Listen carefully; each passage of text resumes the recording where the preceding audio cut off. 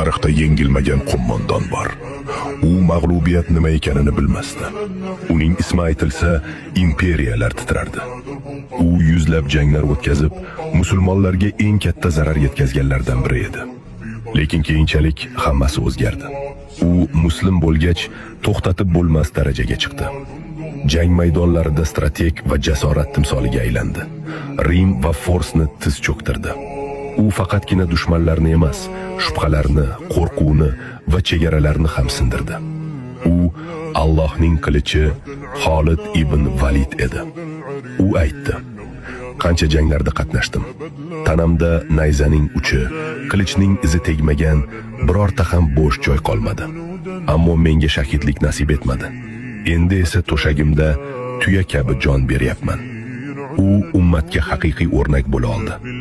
Vafotidan so'ng aytishdi: "Bundan keyin hech bir ona Xoliddek kishini dunyoga keltira olmas" deyishdi. Endi o'ylab ko'ring, bu gapni ular qanchalik to'g'ri aytishdi. Biz ham u kabi bo'la olamizmi?